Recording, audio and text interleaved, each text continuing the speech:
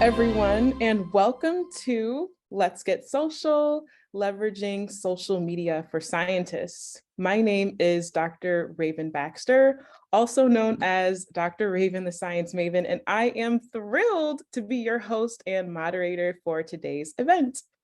Before we begin, I wish to acknowledge this land on which today's event host, the Gairdner Foundation, operates, commonly known as Toronto. For thousands of years, it has been the traditional land of many nations, including the Mississaugas of the Credit, the Anishinaabe, the Chippewa, the Haudenosaunee, and the Wendat peoples, and is now home to many diverse First Nations, the Inuit and the Métis peoples from across Turtle Island. We are grateful to have the opportunity to work on this land. And as we know, many of you are joining us from beyond Toronto and even Canada. We encourage you to learn more about the land on which you live, work, and play at native-land.ca. This event is hosted by the Gairdner Foundation, based in Toronto, Canada. The Gairdner Foundation's core mission is to recognize and reward international excellence in fundamental research that impacts human health through 7 annual prestigious Canada Gairdner Awards. But beyond the awards, they host various outreach events to inspire the next generation of researchers and facilitate open scientific discourse to better educate the public, understand the problems that we face, and work together to find solutions. And this is what we're doing here today. Today's event is hosted in partnership with the Royal Society of Canada and ScienceUpFirst, a Canadian Association of Science Centers initiative, and sponsored by CIHR and the Government of Canada. We have an all-star lineup of speakers who will give short 5-minute presentations, leading us into a fascinating roundtable discussion. And I'm also so excited that Sam Brad from Drawing Change is here today to live draw the conversation. I'm so excited for this. Watch him transform today's conversation into an incredible drawing on screen. We will check in with Sam periodically and look out for the final drawing on social media. You can find that at Gairdner Awards and online at gairdner.org. If you have any questions or thoughts for our panelists, please use the Q&A function right here on Zoom. And before we get started, I really just wanted to share some quick remarks on my thoughts on science communication. I think that we all understand that science communication really is a two-way enterprise with free flow of information from scientists to the public and back. And that is why science communication, or SciComm, is a foundational part of science training. And while scientists, of course, we often believe that the facts speak for themselves, we have our process and how we conduct our science through the scientific method, and facts are facts, right? However, if people do not understand a fact, or if they cannot connect with factual information, then the impact of that knowledge and the impact of those facts can be missed or be minute. So I am so excited for today's event to learn and to share from others about how we can widen our scientific community and learn about strategies that we can employ to broaden scientific knowledge and understanding, and also broaden our science community. And also, on top of that, creating a community that is inclusive and welcoming to those who are traditionally missed by mainstream science communication efforts. So without further ado, I'd like to introduce Professor Timothy Caulfield.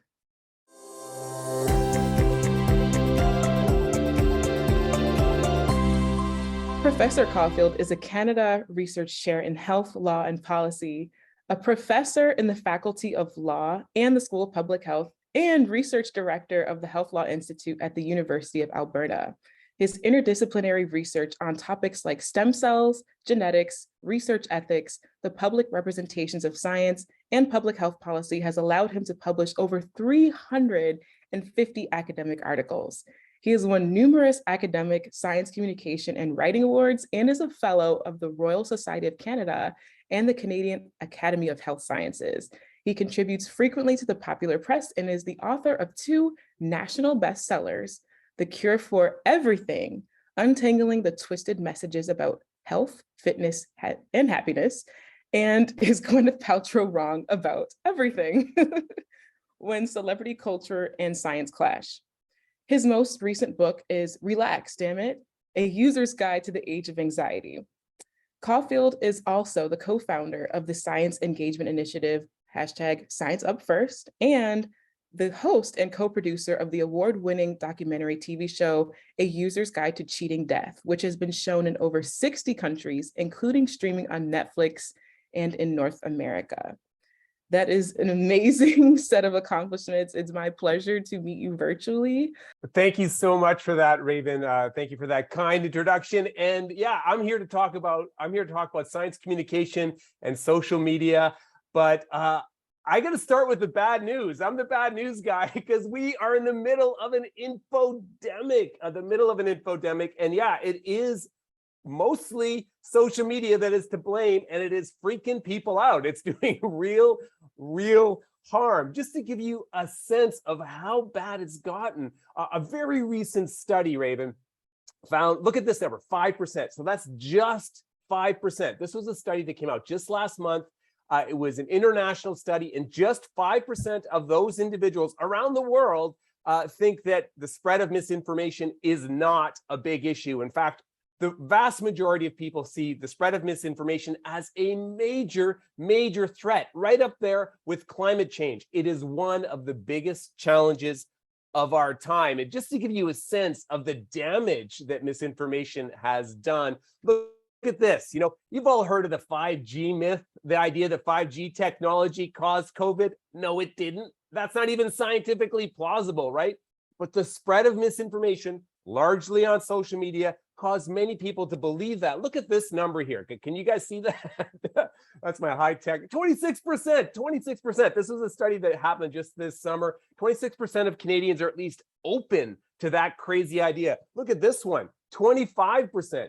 25% of Canadians are at least open to the hardcore conspiracy theory that Bill Gates started the pandemic to put microchips in all of us. Doesn't make any sense at all. And yes, this is social media. This is social media. We have a growing body of evidence that tells us that social media is one of the major drivers, not the only driver, but one of the major drivers of this infodemic.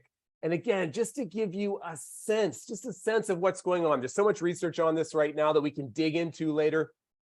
Look at this study. This one came out again just weeks ago on TikTok.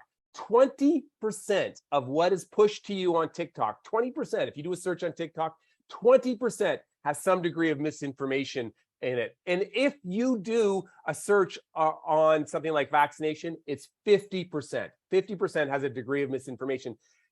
2 billion people, Raven, 2 billion people are on TikTok. This matters. This is having a huge impact. In fact, we know that misinformation is killing people. Very recently, the new head of the FDA said exactly that. This sounds like hyperbole, but I don't think it is. The new head of the FDA said that he believes that misinformation is causing a measurable decrease in life expectancy in the United States. Okay, so that's all the bad news. That's the bad news. What's the good news? Well, the good news is we can do something about it. We have science-informed strategies that we can deploy on social media. We can go to where the problem exists and we can make a difference. And by we, I mean everyone, not just the science community, not just the research institutions, not just the clinicians, absolutely everyone. We need to pre-bunk. In other words, by pre-bunking, we got to tell people about the ways that misinformation is spread. We've got to nudge people to watch for that and to pause and to think about accuracy. We've got to debunk and we've got to regulate. And of course, I'm a big fan of debunking because debunking really does work. It may not feel like it works, you guys, but debunking really does work. It can make a difference. And again, we have a growing body of evidence, a rich body of evidence that tells us exactly that. What does a good debunk look like? Well, you got to go on social media. You got to use the good science. I know that sounds obvious, but it's true. You got to use the good science, make creative, shareable content, right? You got to point out those gaps in logic that are used to spread misinformation. They're just playing to your emotions. That's just an anecdote. That's not what the body of evidence says. Point out those gaps. Number 3, you got to be nice. That can be tough. That can be tough. You got to listen, you got to use empathy, you've got to be humble, you've got to engage, you need diverse voices, and yeah, creativity wins. Creativity wins. We have to use narratives. We've got to use art, Sam. We've got to use narratives. We've got to use all those strategies to get across the good stuff. And always remember, it's the general public. The general public, that's your target audience, not those hardcore deniers that's just going to polarize the discourse. You do those things, you can make a real difference. And yes, I'm going to end with a shout out to our initiative, hashtag ScienceUpFirst. We're on TikTok, we're on Facebook, we're on Instagram, we're on Twitter. Come join us, be part of the ScienceUpFirst team, where we're using evidence-based strategies, diverse voices to try to make a real difference. So looking forward to the conversation. Thank you very much. Honored to be part of this amazing event. Thank you so much for that incredible presentation, Professor Caulfield. I learned so much, and I cannot wait to dive in a little deeper into some of the things that you brought up. I'm feeling very fired up. So thank you. Thank you so much for that incredible presentation, Professor Caulfield. I learned so much, and I cannot wait to dive in a little deeper into some of the things that you brought up. I'm feeling very fired up. So thank you. And so next up, we will hear from Dr. Lisa Richardson.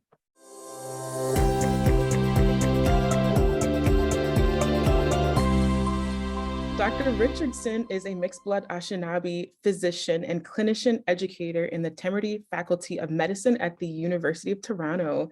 She practices general internal medicine at the University Health Network and is a center researcher at the Wilson Center with a scholarly focus on the integration of Indigenous and critical perspectives from the social sciences into medical education. Dr. Richardson is the Associate Dean, Inclusion and Diversity at Temerity Medicine and is the strategic lead in Indigenous Health for Women's College Hospital, where she founded the Center for Wise Practices in Indigenous Health. Dr. Richardson is a powerful advocate for Indigenous health equity at both the local and the national levels, and her contributions have been recognized through numerous local, national, and international awards. It is an honor to speak with you this morning. I am so excited to hear more about you and your work. Thank you for being here, Dr. Richardson. Thank you so much. I'm really excited to be here. And of course, always fun to follow Timothy who truly understands engaging conversation. So I wanted to talk to you a little bit about how I got into this space and some of the lessons that I've learned in doing this work. Because I realized I was actually very late to getting onto Twitter. And the reason for that is that as physicians, we have very tight boxes around what it means to be professional. We actually are schooled throughout our training with boundaries. It's all about boundaries, separating the personal from one's work. How are you presenting yourself to your patients? You need to be seen as legitimate and serious scientist. And I think it was due to that schooling around boundaries that I was quite hesitant to dip into this world.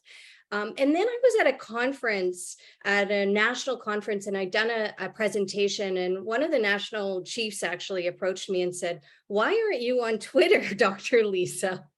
You need to be sharing for our communities. You need to be sharing information and sharing what you're observing so that people can actually look to a source of credible information, someone whom they might trust." And so it was really in thinking that through and also realizing I work not only as a physician, but as an educator. I'm a clinician educator. My role is not just to train future physicians, but actually I see a lot of it as how do I educate and work with communities and with patients so that people are able to make really solid decisions based on the best evidence. So I realized that what I've been critiquing often about the world in which I practiced within medicine, which was its exclusiveness, how it did not allow many perspectives and many peoples to actually enter into that space unless you had a PhD or your MD, FRCP, CFPC, et cetera. You can name the letters, that there was actually a need to be able to have knowledge shared beyond the randomized controlled trial in the New England Journal of Medicine or whatever else, what other medical journals that others may not be able to readily access. And so in some ways, I saw it not only as a push from community to be present, but actually a work towards opening up of the academy and of the important scientific work that's happening within science, within medicine, within our labs, to actually ensure that others had access to that very important information. It was about an opportunity to share credible information, which of course during the pandemic became even more important. And I think I saw it also as an opportunity where Indigenous peoples and other communities in particular around vaccines had hesitancy based on historic and ongoing mistreatment within healthcare, based on histories of experimentation and scientific exclusion and unethical scientific research practices. This, during the pandemic, became a real opportunity to open up and allow people to understand and really ask the meaningful questions that would protect themselves and their communities through evidence-based practice. What I think, so engaging in it also gave me a community, an online community, which was really important. Connecting, for example, to an Indigenous med student at UCSF, or to colleagues who are doing Maori physicians doing work in New Zealand, community members all across the globe. So a really important way to build that community of practice and connectedness. What I didn't see was what I didn't expect was the vitriol and the targeting. And I think one needs, my lessons to you are to be very mindful of that. Some of us experience more targeting than others. We see that amongst our BIPOC women journalists, for example. We see that amongst other scientists, because there are certain identities who inherently are deemed through bias, et cetera, to be more legitimate. And I think there is less of an attack on those people, as opposed to some of us who may identify as not being from one of those dominant groups and are more likely to be almost like lightning rods. And so my reminders to you as my takeaway message, number one, think about the principles with which you are going to engage in this work. Outline what is your specific scope and your area of expertise, and whose voices will you amplify if there's something that comes your way that is not in your specific area. Number two, engage with respect. Please, this is an unregulated environment where the level of meanness and hurt is very, very painful. So please uphold that teaching around respect. Number three, we have to push for regulation for when people are not doing that. And I think this is currently an unregulated environment. And what does it mean to create those securities and safeguards so that we can continue to share information and advance this important work together and not feel that we're really being injured and hurt by it. So those are my opening thoughts, Miigwech, and I look forward to further conversations. Thank you, Raven. Thank you, Dr. Richardson. I loved everything that you said, but especially the emphasis on empathy in communicating science. And I can't wait to talk more about that. Thank you so much for sharing. I will now introduce our next speaker, Dr. Parshadi Patel.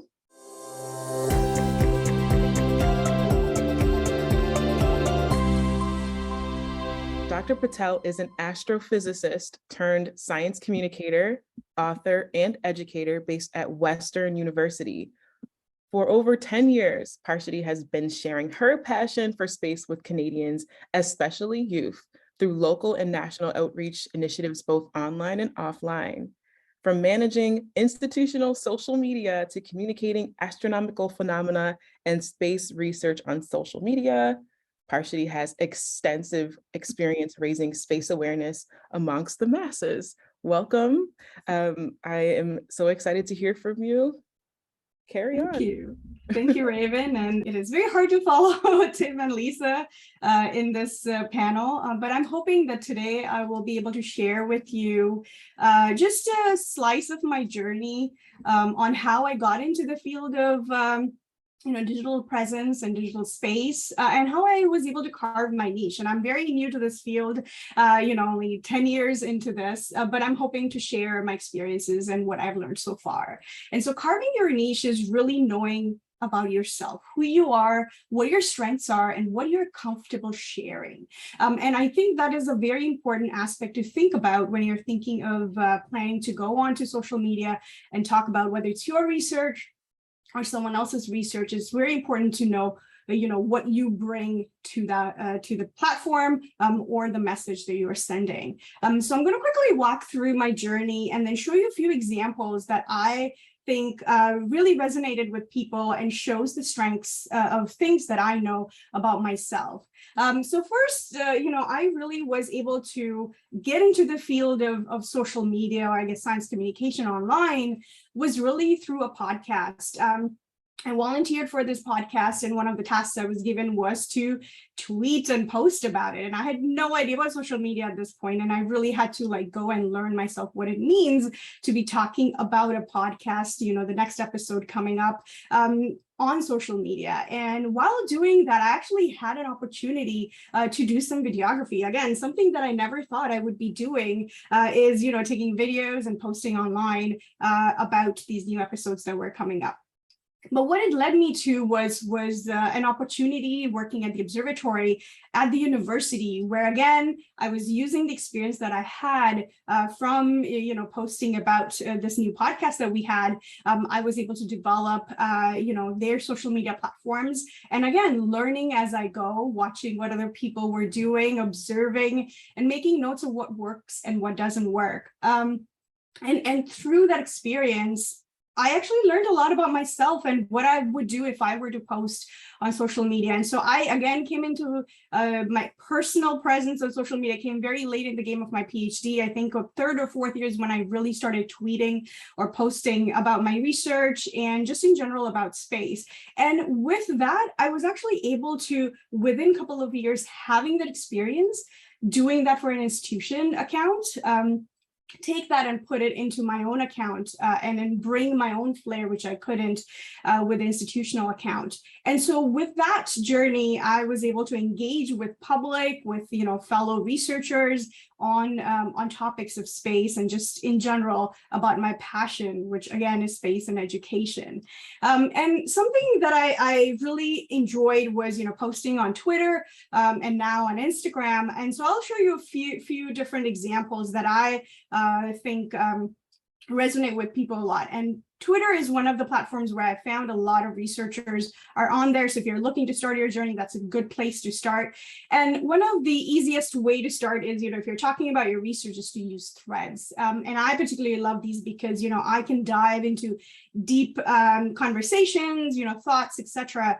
through this thread. They're just post after post in one sequence. And an example I brought for you today is the one that was for masses. In 2020, during the pandemic, we were able to see a comet. And what really excited me about this one was that I could share how people could photograph the comet. And then, the next one that I personally really like is using Reels on Instagram. One thing as a scientist you could do, again, is bringing that flair that you have. And one way to do that is to jump on the trends that people have. So here is a trend that I jumped on where people were talking about, what their girlfriends were made of. And I came in as an astrophysicist with my view of what, humans or girls are made of. And you can bring your expertise into anything you're talking about. And so knowing what you can bring to the table is very important.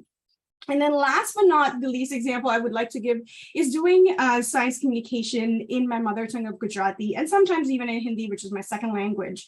It is something that I had to step outside my comfort zone to be able to do, but I really, really enjoyed being part of different programs that talk about science or space in general, and reaching people who would normally never, listen to an English video or look at a post that is in not their mother tongue. So I really enjoyed doing multilingual science communication during the pandemic, and I think I'll continue to do that as I grow my my expertise in this area. So to kind of wrap up, I really wanted to showcase few opportunities that actually came my way because of social media. One of them was the book I authored last year, my book of Stars and Planets, speaking engagements, as well as media engagements. All of those came because I was on social media talking about my expertise. And I was very lucky to be able to do that during my, last 5 to 6 years of being on social media. So don't hesitate to get onto social media. Take your time to observe other people, what works for you, and take your time to get on and share your expertise with people. So I'll just stop here, and I'll be happy to take any questions that you may have about my journey or experiences. Thank you. That is so great, Dr. Parshadi. Thank you for sharing your work.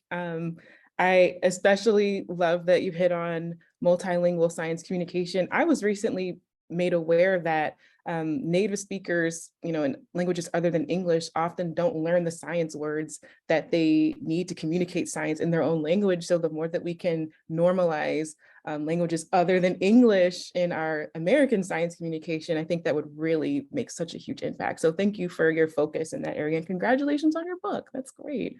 So our final speaker today is Alice Fleerackers.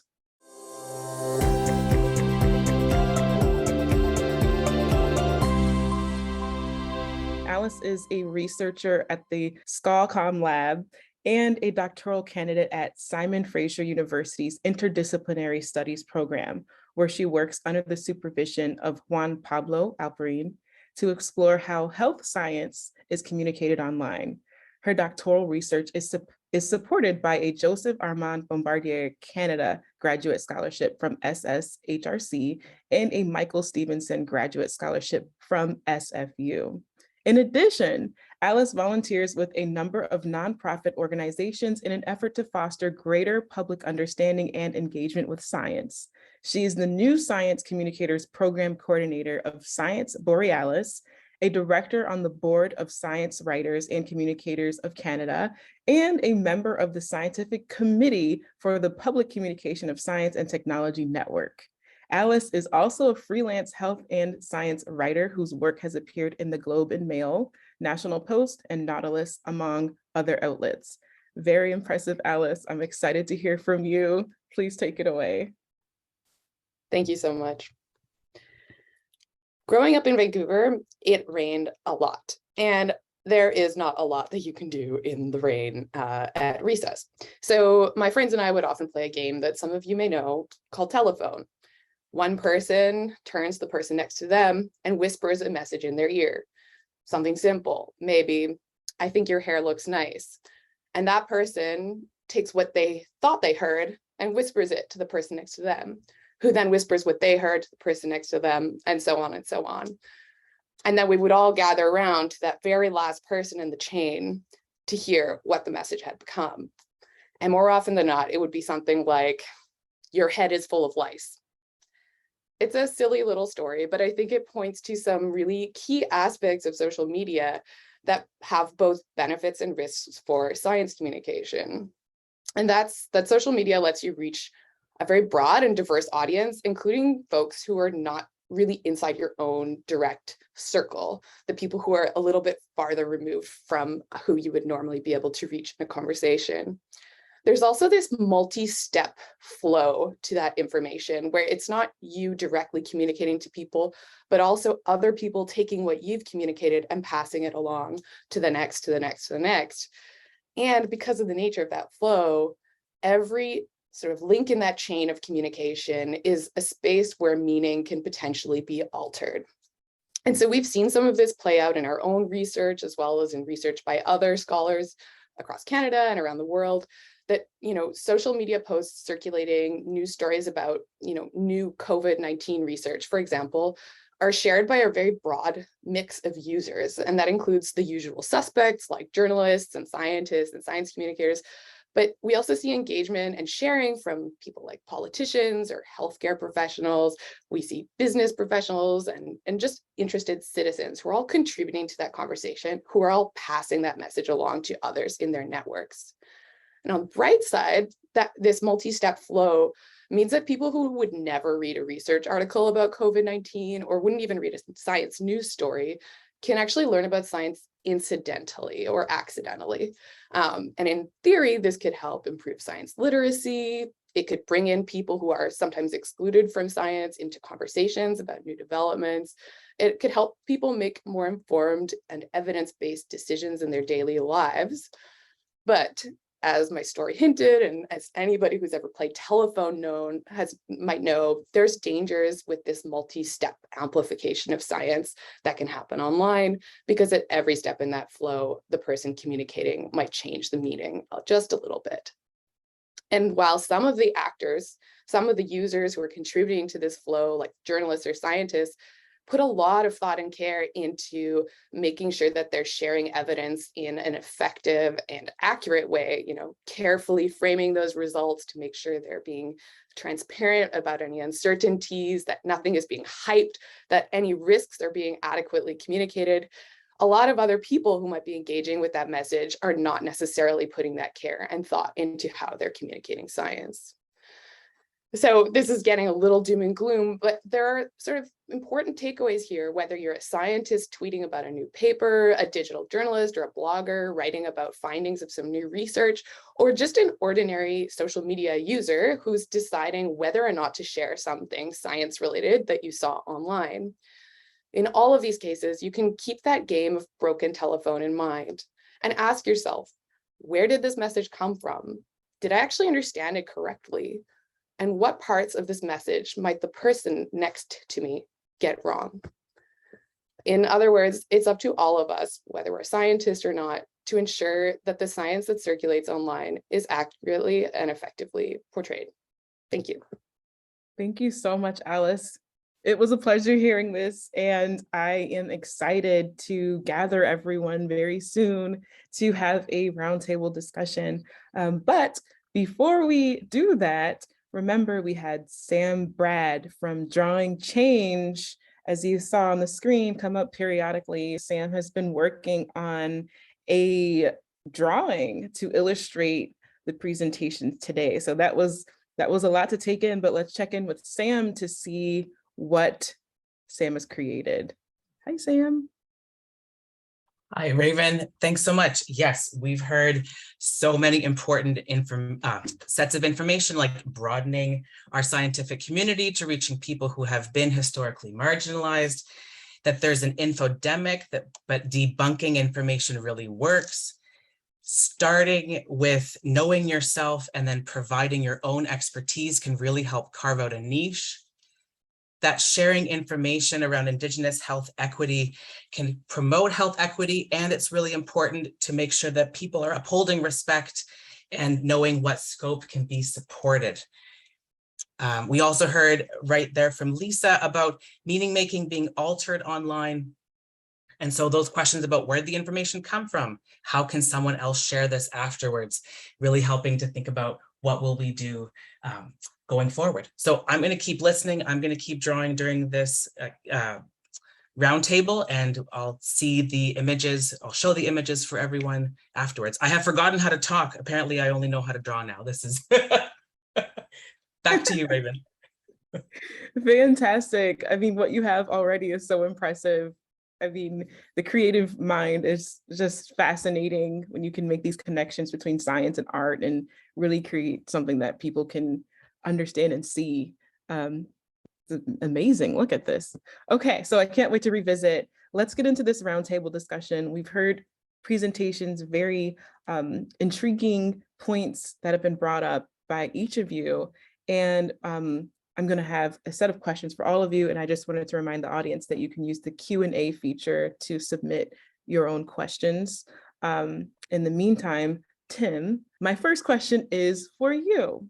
You spoke about the importance of debunking, and I am curious to know, do you feel like there is a wrong way to debunk, or what are the bad practices of debunking, and can you potentially make a situation worse by potentially spreading misinformation? And like, when can debunking actually backfire on you?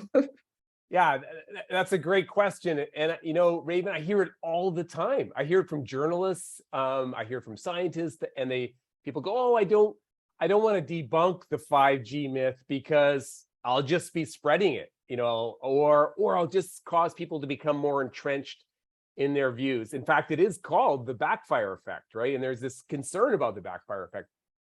The reality is, the evidence is really messy, and most of the studies that have come out lately suggest that the backfire effect either doesn't happen very often when you're talking about debunking, or is very context specific, especially, Raven, when you're talking about the general public. So that's good news. That's good news, right? We shouldn't let this backfire effect scare us away. In fact, there was a really good study done by a terrific group of scholars that found that it's safe to debunk something, to counter misinformation. It's safe to even repeat the misinformation when you're debunking it. So that is good news. Having said that, Raven, I think it's really important to remember, always make the science, the fact, the memorable thing, the thing that people are going to take away, right?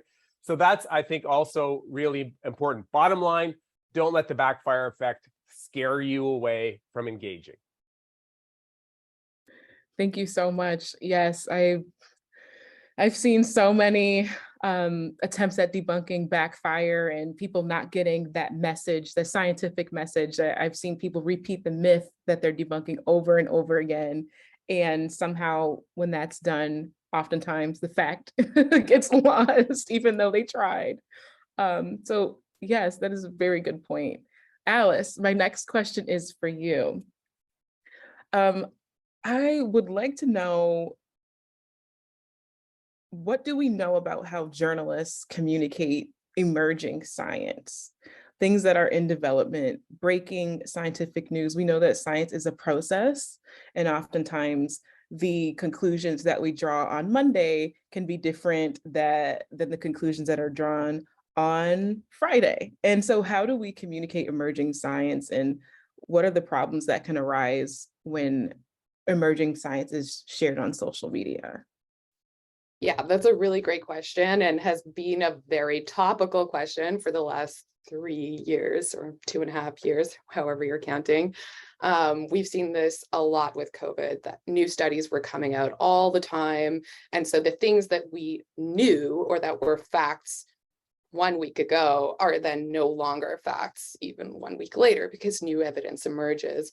The challenge is that journalists have historically tried to minimize uncertainty in a lot of contexts when they're communicating about science, in part because uncertainty is messy and confusing, and it makes your story longer and more complex and less impactful. You know, it's nice to just be able to say, you know, you have a 5% chance of getting better if you use this medicine, without then adding, if you belong to this particular group of individuals and you have these characteristics, and there's some chance that this may not play out because we're still in stage 3 of our clinical trials.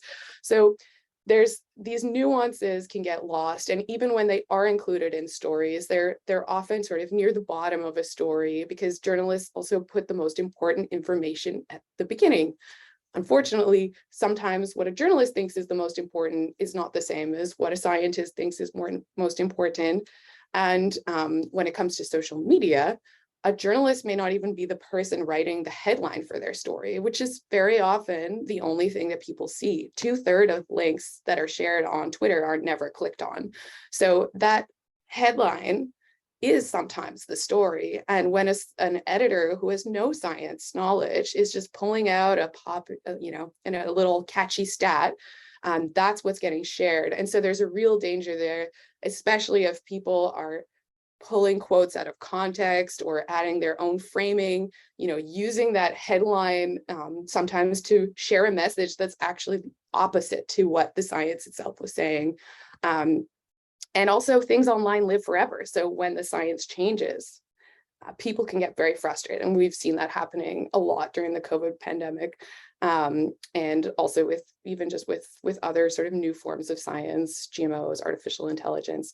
This is just one of the biggest tensions, I think, that we have to grapple with as communicators online. Thank you for that. And I have a follow-up question. This is really for everyone. When there are things that we just don't know yet, or maybe don't have an immediate answer to, how do you feel is the best way to communicate that without disrupting the trust relationship between yourself and the audience? Yeah, sure. I can go first quickly, but I'm sure other folks here have really important insights on this as well. I think a very basic premise of risk communication is transparency and openness, and also that empathy piece. So, saying we're human beings and we're scientists and we are in process, emphasizing that ongoing nature and being very transparent. I believe, like in BC, our public health officer, Bonnie Henry, has mostly done quite a good job of always in advance letting people know that this may change. And at least compared to other public health figures, she was quite trusted during the pandemic. And I think that openness and that transparency about the unknowns and the uncertainties and the evolving nature of evidence likely played a role in the high trust she was able to maintain. I'll jump in real quick too, Raven. I totally agree with everything that Alice said. She did a really nice job talking about what I call the uncertainty dance. And it really is an uncertainty dance, but there is evidence, empirical evidence that tells us that backs up exactly what Alice said. People want to hear about the uncertainty. They want that transparency. It's not a magical fix. It's more complex than people recognize. Sometimes people see how the sausage is being made and they go, whoa, I didn't like it. So it doesn't mean that they're necessarily going to buy into it. But long-term transparency and being honest about the uncertainty, it really does make a difference. Thank you. And so I have a question from the audience, and this question is addressing, they said, the haters / trolls. And so how do you handle, scientific conversation with people who have different worldviews than you, or different perspectives, different identities, different input to the conversation that might be oppositional to your standpoint? What is the best way to handle that without disturbing the community building effort in science? And this is for everyone. I feel like I've spoken too much already, and I think Lisa probably has some really important input here. But I do want to highlight, actually, just to support Lisa's comments that she made earlier, because support is so important. Institutional support. One of the things I think one of the big takeaways, I hope, of this event is to remind hospitals and research centers and funders that supporting individuals that want to go out there and engage the public is needed. In fact, there was a study that came out recently that found that was one of the strongest predictors of whether an academic, a clinician, et cetera, would engage on social media if they felt like that someone had their back, right? If they felt like their institution had their back. So support's so important. And again, to back up what Lisa was talking about, there's good data on harassment, on trolls, and the impact that it has. This was a study, and by the way, hard to study this well, but this was a study that found exactly, I've got death threats. I'm sure everyone here has received death threats. 15% of those out there doing it get death threats. 91% have experienced abusive behavior as a result of fighting it. And yes, women, people of color, way worse, right? Order of magnitude worse. So yeah, absolutely. Support is 100% key to making this work.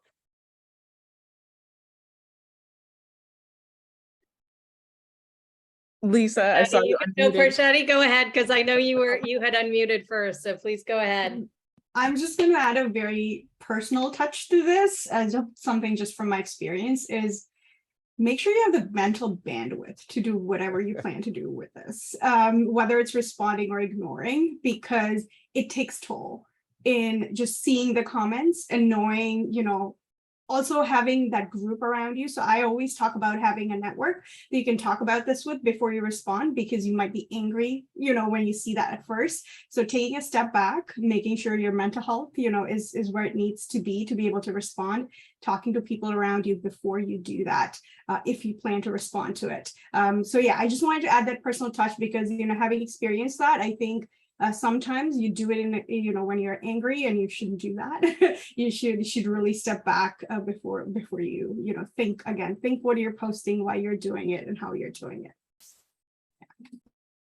So it's such a good question from whoever asked that in the audience. I would distinguish between productive dialogue with people who may have different experiences or perspectives and trolls.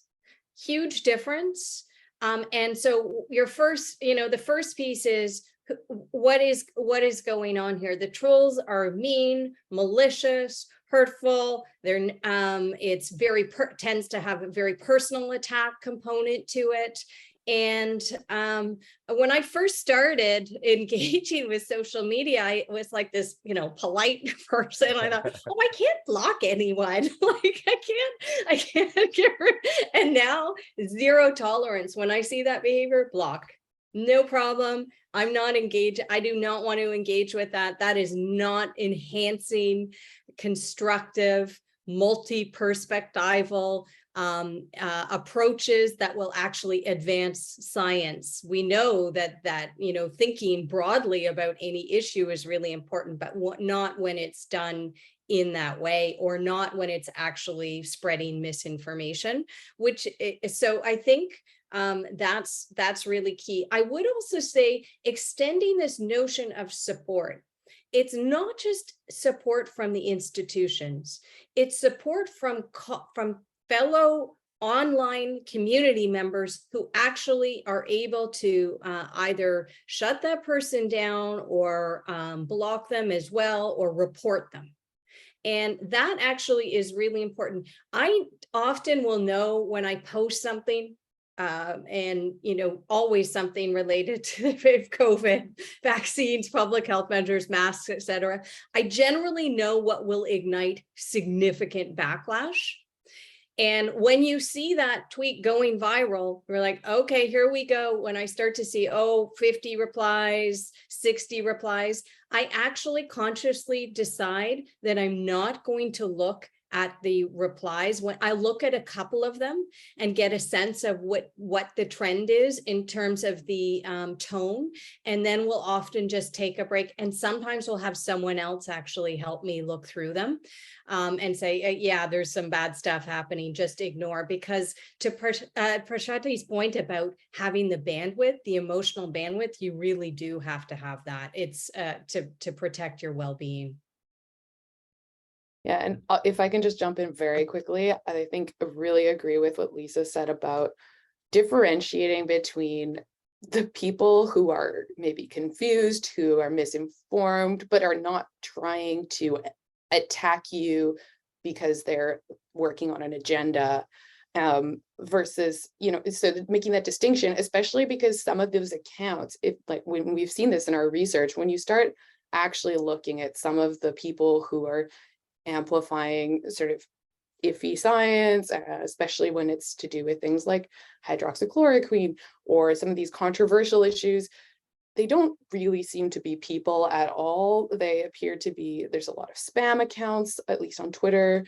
And when you look, many of them don't really have much of a following. They don't have any personal information online. And so is it worth the time to reply to these comments that are not constructive, that are not really going to reach a whole ton of people, and that are not even really engaging in the conversation? We only have so much energy, we only have so much time in a day. And so can we use it in a way that's actually going to reach the people who have the potential to be swayed by a successful debunking message, to what Timothy was saying, to the actual public, rather than these really, really, these trolls and these intense advocates who are really just out there promoting disinformation. Incredible points made. And I'm hearing a theme of like healthy boundaries, setting healthy boundaries for what we will and won't allow in our scientific communities. And also personal boundaries for what we will and won't accept from strangers online. I think that that's a really good thing to consider when you are launching a science communication career. But another thing that I wanted to explore in that regard is our own identities in this space. So this question is for you, Parshati. You were managing social media for an institution, you were in a department. So what was it like to manage building your own personal digital presence as a science communicator and also being a part of an institution and in that construct as well? What were some of the key steps that you took to be able to do what you do? Yeah, thank you. Doing science communication for an institution is very different than your personal accounts.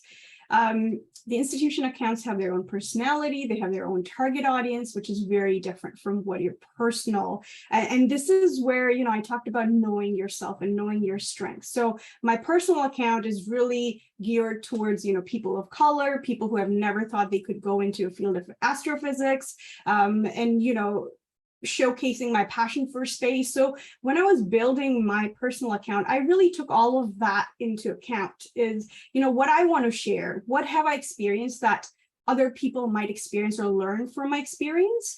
And then I also want to show that, people have this idea of stereotype of scientists being nerdy, etc. No, I do other things in my life that are maybe space related because I'm passionate about it, but also, simple things like cooking, like to watch romantic movies, all of those kinds of things that people don't attach to a scientist. I really wanted to showcase that. So I thought very hard when I was creating my account of how, yes, I'm doing things that are with an institution. I always reshare or repost things that said, yeah, I'm leading this, project, I'm doing this, etc. But it is really, my account is really about me as a person, versus institution account is really about the entire institution, the people within it, their objective, goal, whatever that be. And that's very different for me. So, if you're starting to create your own account, really take time to learn about yourself, figure out your strengths, things that will resonate with people, things that other people aren't sharing. So, finding that gaps, we talked about it, gap in the logic, but also gap in, representation. So, I felt like I did not know any other Indian astrophysicists when I started on social media. And so I really wanted to be there for people who want to go into that field. So think about, all those different aspects that are your core values and how you would want the world to be if you had that magic wand, and you can do that through social media. So yeah, I'll stop there. Thank you.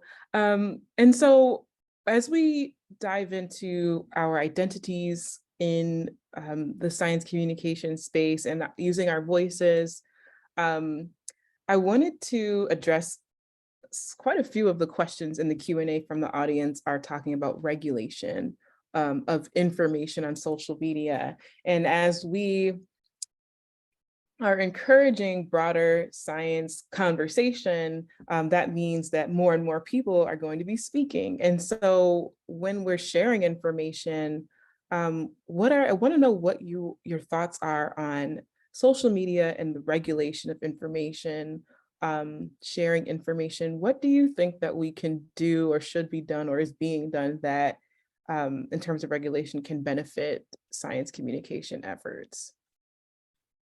Well, this is sort of our realm at our institute, the kind of thing that we work on and research. And the answer is we need more. We need more. Now, I want to be really careful here because, people hear the word regulation and they think I'm talking about some kind of bureaucracy and I'm infringing on freedom of expression. Not at all, right? Not at all. In fact, I'm a very strong supporter of freedom of expression. I believe in the marketplace of ideas, but it's clear that we need to have the platforms do more. And the good news is, always a glass half full kind of person, they are starting to recognize that they need to do more. And we're starting to see some actions, right? So we're seeing warnings, we're seeing redirects, and perhaps more importantly, we're starting to see evidence about what kinds of tools will work on social media. Because we're not really sure, does a redirect work? Does a warning really make things better or worse? We need that good empirical data. So any kind of regulatory step that we take, any kind of policy we take, it has to be evidence informed. But we do have evidence that even extreme things like deplatforming can work. They can work. So I actually think deplatforming should be an instrument of last resort and only deployed after some clear, transparent rules have been infringed. And my naive wish is that we'd have some kind of independent oversight. That's not going to happen because these are private actors. But we definitely need to make sure that those regulatory steps are taken. Now, I do want to say something really quick. I know I'm going on a little bit long, but I think this is a really important question. Something that's happening right now, and it's happening right in Canadian politics, and it's for sure happening in American politics, our individuals are portraying these efforts as if it's censorship, as if it's an infringement of freedom. And even in the healthcare space, where I do most of my work, we've had some, for example, op-eds in the Washington Post by respectable people saying that fighting misinformation is going to make things worse. It's censorship. That is just not true. There's zero evidence of that. In fact, I challenge the audience, highlight something that came out during COVID that was true, that was clearly true, that was silenced, that was censorship. There was censorship involved. You can't do it. On the contrary, our own research has shown that the opposite is true, that misinformation was dominating, that there was false balance in the literature. So people go on, Tucker Carlson, the single most popular cable news show in the world, and complain about censorship. They go on Joe Rogan and say, I'm being silenced. I should be so lucky. I should be so silenced, right? Don't fall for that narrative, right? This misinformation narrative. The stuff that we are talking about is clearly misinformation. The hate that's out there is clearly hate, right? This isn't stuff on the margins. This isn't people arguing about how much immunity do you get from Omicron and when's the exact right time to get a booster. The stuff we are talking about is clearly misinformation, and not enough was done. We need more regulators to monitor, like MDs and nurses and physiotherapists, to stop the spread of misinformation. This can be done responsibly. It needs to be done transparently. It needs to be done within the rule of law, but it needs to be done. Sorry, I went on too long there, Raven. You kind of got me going. Well, no, I mean, it's a very important, I think information has impact, and we want to make sure that we curb any potential catastrophes. I mean, catastrophes can occur just because someone has the wrong information or is not interpreting information as intended. So it is something that we should all be fired up about. I have a lot of concerns, especially about, they're deep faking videos now, and they're imposing false images into video, and they're becoming very hard to pick apart to the untrained eye. And now I've learned that there are voice recreation technologies. I think Adobe just came out with something where they're using artificial intelligence to regenerate actual conversations. So like, for example, if you're speaking and someone sneezed mid-sentence and maybe missed a few words, they can just get an AI generator to fill in the sentence and say exactly what was said, and it sounds flawless. And so when we talk about regulation, I hope that we're able to act quickly enough to catch up and keep up with all of these emerging technologies that can alter what we see, what we hear. So yes, I'm equally as emotional about this because our future's at stake. So I would like to pivot a little bit and I have a question for Lisa. I would like to know, what are some of the wise practices that support your science communication work and allow your work to be done effectively?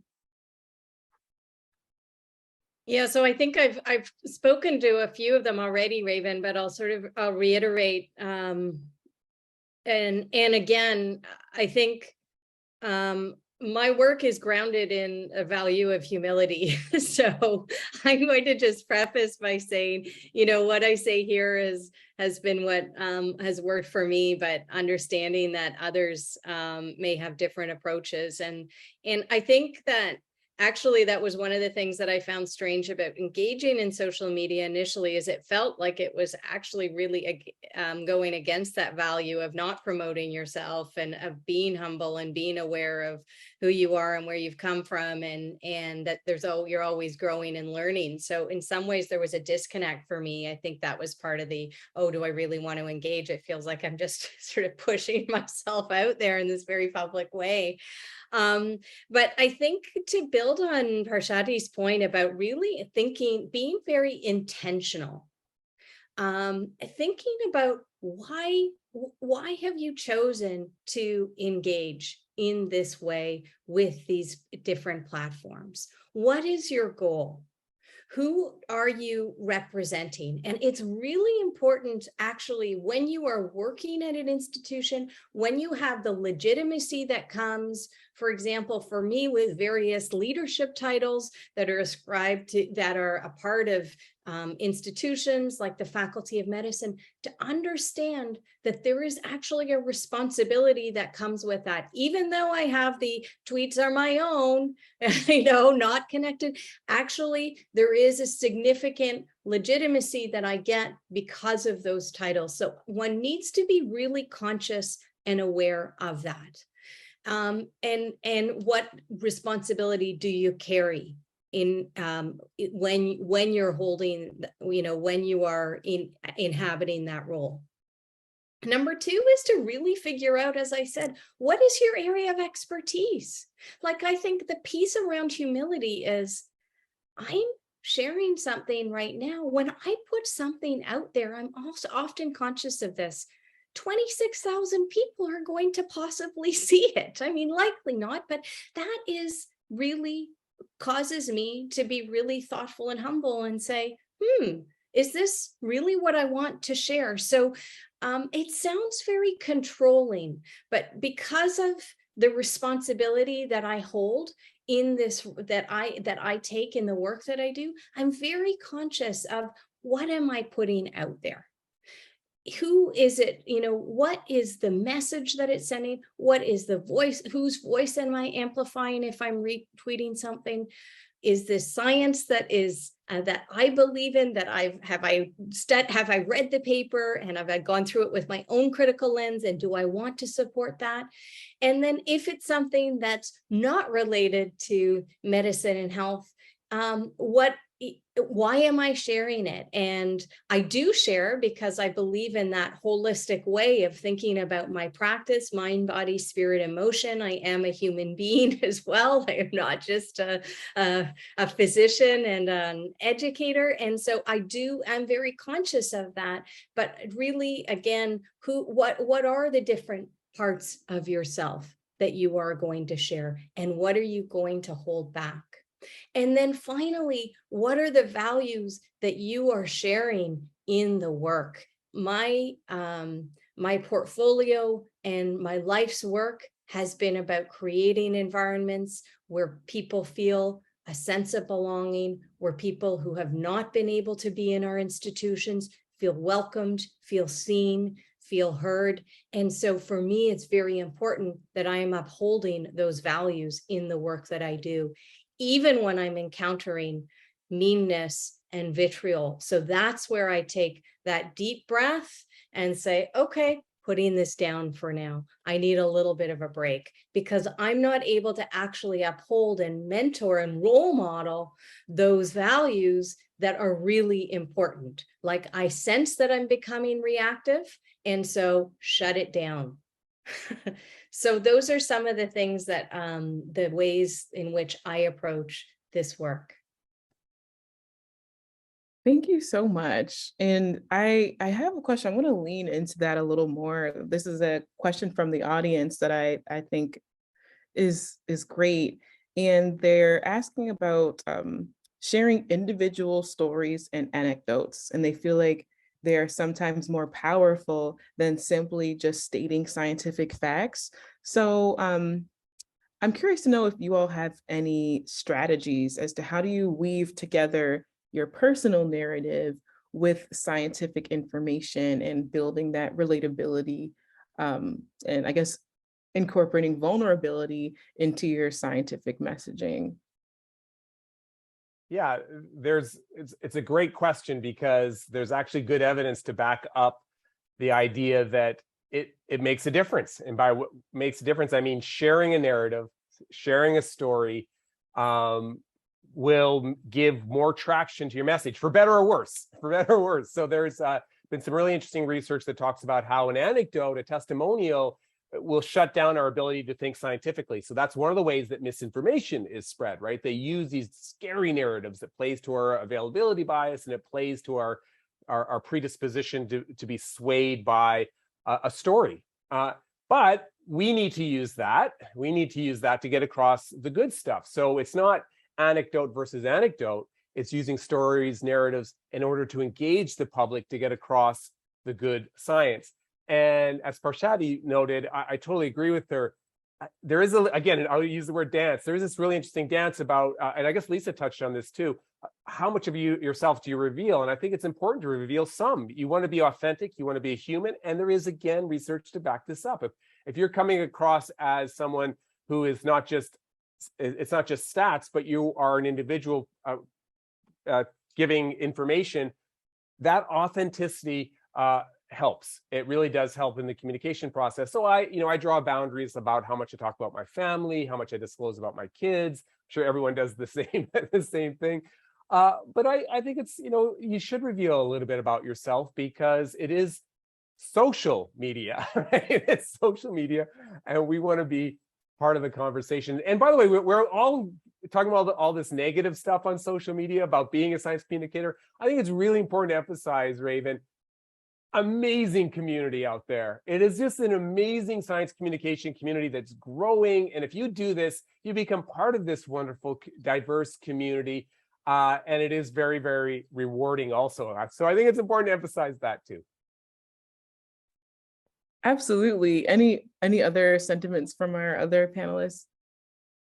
Yeah, I can jump in. I mean, I started my presentation with a story. It wasn't the most exciting story, but it's a lot of science is extremely abstract. Like I study communication, which I don't even know how Sam is managing to draw what I said, because there is no image that gets conjured up in your brain. There is no way of conceptualizing some of these ideas that are really important and that science engages with every day, whether that's like on the biomolecular level, whether it's out in outer space, so you can't see it, this story is very concrete.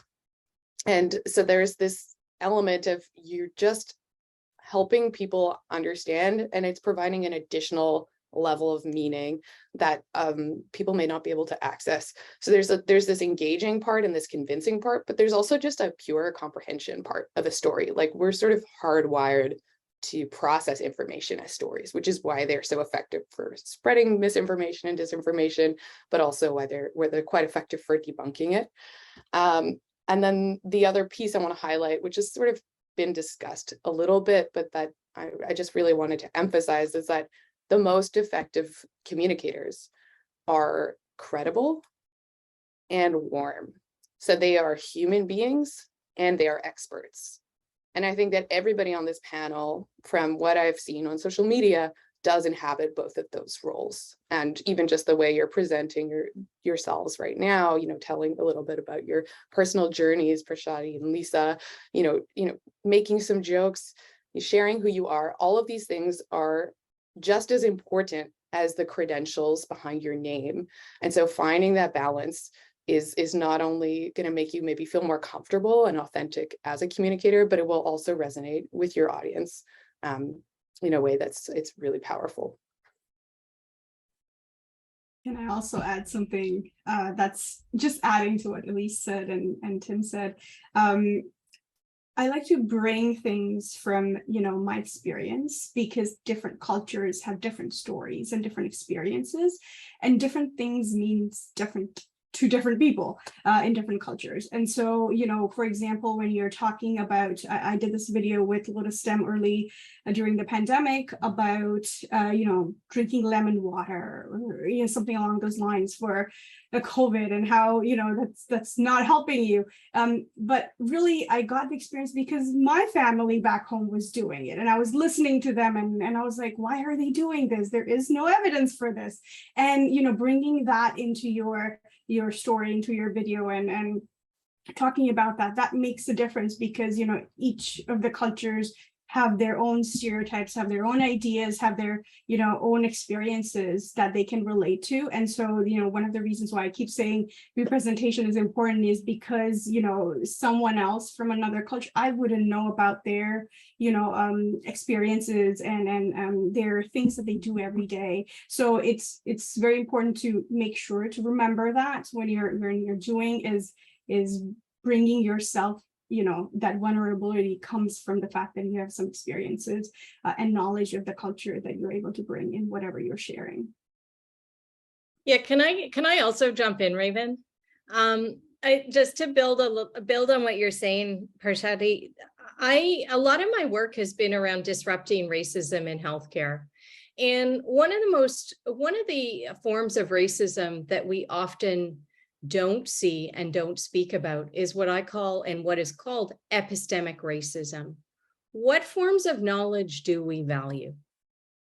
Why is it that the randomized control trial, which actually, when we look at it, and we've just written about this, often excludes very particular groups?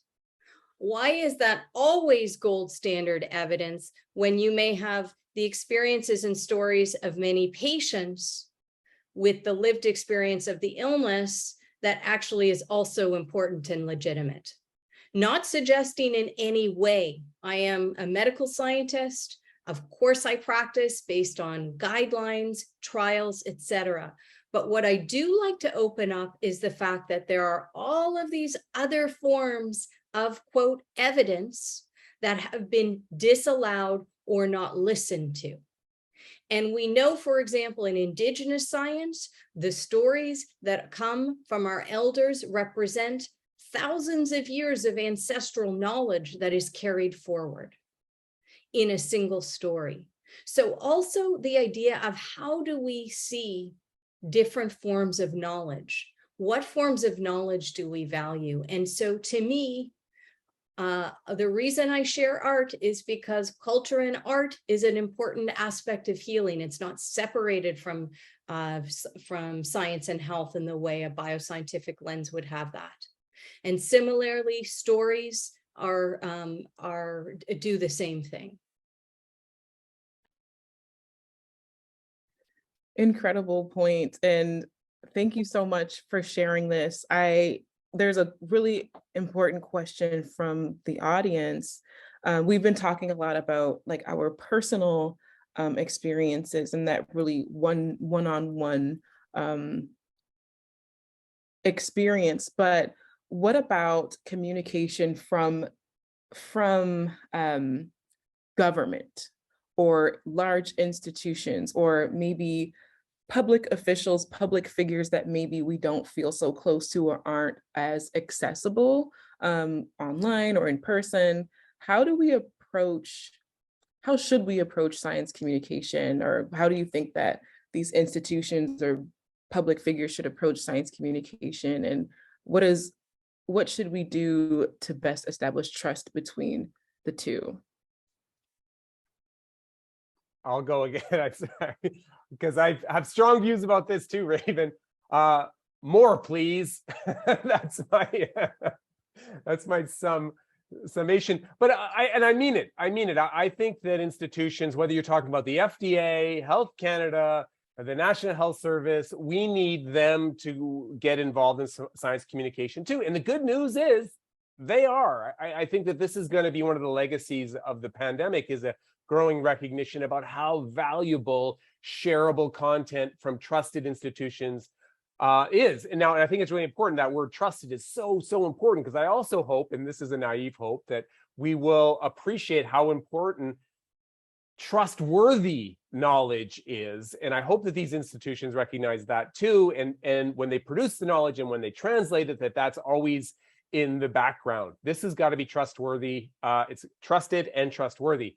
But I think that they shouldn't shy away from getting involved in cultural moments. The FDA put out a famous tweet about ivermectin. I don't know if you guys remember this. You're not a horse. You're not a cow. Seriously, all stop it. I love that the FDA did that. They took a lot of heat. Not everyone liked it. They thought it was frivolous. The FDA shouldn't be doing. No, we're in a different era now. We need to make sure these institutions are out there and engaging. Let's use these pop culture moments to teach about science. Yes, it has to be. It should be respectful. It should be obviously science informed, but it should be shareable. And I think it can be fun. And like Ottawa Public Health, they do an amazing job.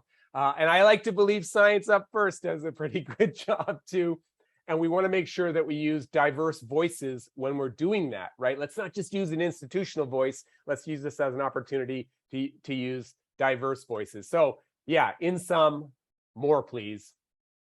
I do have a quick question or comment about that, because I feel as though there needs to be some care in making sure that we aren't mocking people without the correct information, and separating the people who are misinformed versus and questioning information versus spreading misinformation intentionally, or incorrect information intentionally. So I guess, what are your thoughts on that? Like, where is the line? Like, for example, the FDA saying you're not a horse, you're not a dog, don't do this. Is that offensive? Do you think that would be offensive to someone who's like, well, I thought that this was right. Of course, I'm not a horse or a dog. How do you feel about that line? I mean, it's a great question. I have my personal strategy, which I'll touch on in just a moment, and institutional strategy. So I think timing matters. So the FDA did that late in the game. That wasn't like people are investigating ivermectin, they're questioning its value. This was done after there were already clinical trials that told us it didn't work. This was done when there was actually a Cochrane collaboration study, analysis told us that that does not work in this environment. And I think really importantly, those who were pushing ivermectin at that point clearly had an agenda, right? This was, anti-vax community from a very particular corner of the ideological spectrum. So I think when it gets to that point, I think it is fair to take your gloves off a little bit. And I also think it was lighthearted, and it wasn't aimed at individuals. Now, the way that my personal approach is never when it's an individual who's trying to find an answer, I never mock. You always listen. You always engage respectfully. If it's Aaron Rodgers and you make $500 million a year off your personal brand, I think it's a pop culture moment. And if you're Gwyneth Paltrow and you have a $250 million company that profits off of misinformation, take the gloves off and have some fun with it. So I think that you really need to be, if it's an individual and they're looking for answers, I think respectful engagement always. If you're, if you are a bunkmeister, as I like to call them, and you're profiting from that brand, I think the rules are different, and you can use it as a pop culture moment. I'm going on too long, I apologize, but even then, Raven, I don't necessarily attack them. I often talk about it as this pop culture moment and use it as an opportunity to talk about the science. Thank you so much. And I'm looking at Sam's drawing, and I noticed that he has a lot of social media icons on the side, TikTok, Instagram, and what have you. And I wanted to talk about something that was brought up to me recently. I had a conversation with a journalist that had been documenting the COVID-19 pandemic. And, she was expressing her concern and I guess the added pressure to keep up with the trend of information being condensed into shorter and shorter and shorter forms. Whereas maybe even 3 or 4 years ago, someone would perhaps sit down and watch a 10-minute video to learn about COVID-19. And now we have the newest generation of internet users, Gen Alpha and Gen Z, who are on TikTok and consuming, 30 to 60, I think even up to 3 minutes now of information. And the journalist was sharing with me, she said, I tell stories, I share narratives, and my work is, or her work is, she doesn't even know how to condense it into 30 seconds. And so she's leaning on the next generation of science communicators to carry that baton. And how do you all feel about the work that you do? And how do you navigate nuance? How do you really get into the nitty gritty and the essence of SciComm, incorporating all of these best practices and doing it in 30 seconds to 60 seconds? Like, what is that like for you? Or what are your thoughts on it?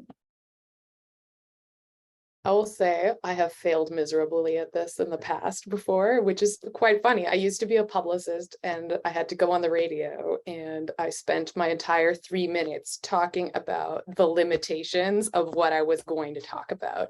And so I think, I'll say, like, I'm not a huge social media user. I use Twitter because that's where my community is. That's where science communicators are, and that's where journalists are. And those are the audiences that I target. But in general, we can start to think about what is the most important message to get across. And sort of like, what is the smallest unit of meaning that you can communicate? And this is maybe an effective strategy for any kind of science communication, is to get really clear on that key message. And like a journalist does, start with that. Recognize that you will lose people after 10 seconds has passed. And so bring in that extra detail later in your video, or later in your tweet thread or Twitter thread or whatever you're using.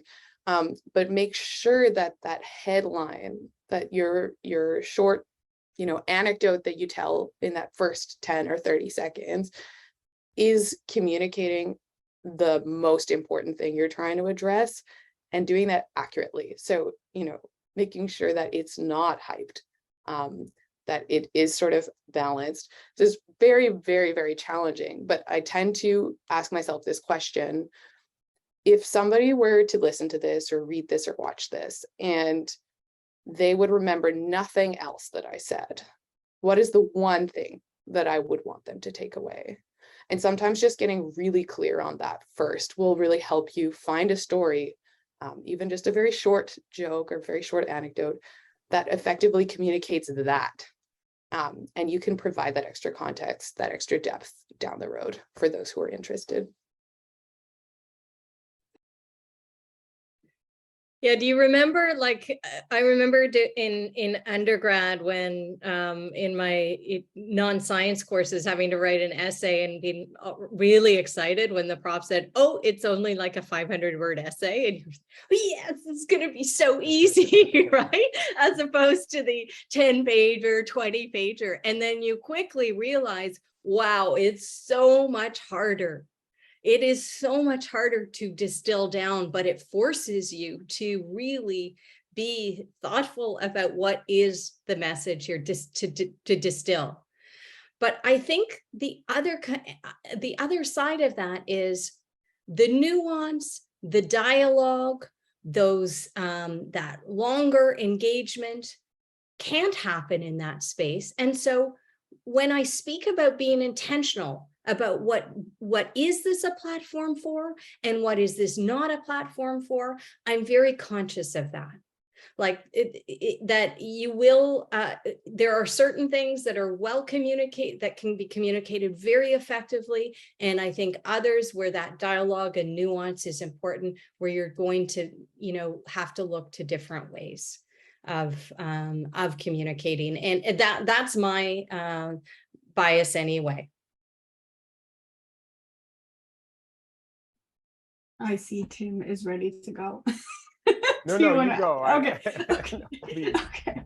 So I think I agree. It takes a lot of work before you post anything. You know, if I was talking about that short reel, you think a lot. What is this one thing you want them to take away? What is that one hook that will last them for the next 30 seconds and not just leave after the 10 seconds that they're watching? One thing I always think about is, you know, I keep my audience in mind. So when I'm creating a post, let's say, that has some kind of cultural relevance, I think about my mom. She doesn't have a background in space. And I try to think about, okay, what is the thing that she would like to know in the language she would understand, right? So you have to think a lot on who your audience is. You cannot always touch everyone who's, you know, on your socials, but it's really that one person that you have in mind and what you want them to take away from that 30 seconds. So yeah, I'll leave it there. And I'll just say something really quick. I know we're getting near the end. It is a challenge, but it's a challenge I love. It's actually one of the parts of my job at the science, when I have my science communication hat on, because it is a real creative challenge, as Alice pointed out at the beginning, to figure out how to get that message across. And I find that challenge very rewarding. And you have people who are real experts like Sam over here just doing the magic that you can lean on and collaborate to do really unique stuff. And the other thing I think is really important, something that Lisa brought up, the humble thing. You're not always going to get it right. You know, you're going to set out a message and the tweet's going to be wrong. The Instagram post is going to be wrong. The message is going to be wrong. And you're going to hear about it. View that as an opportunity and say, you know what, I was wrong. You're right. I'm deleting the post. I'm editing the post. I'm responding to that peer review, because I think that that's an opportunity to talk about, hey, science is messy. You know, we're a community talking about this stuff. And so, yeah, don't shy away from doing it, because it is tough, but also be humble and don't hesitate to correct yourself. I think that is what science is all about. What a great note to end on. This has been an incredible discussion. I feel as though I could speak with you all about these topics for another hour, 2 hours, 3 hours. We could have a whole course. But unfortunately, we do have to bring our event to a close.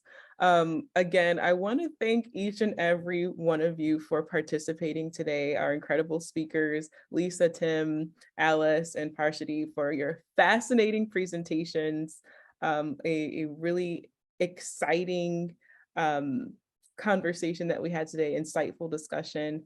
You left us all with lots to think about.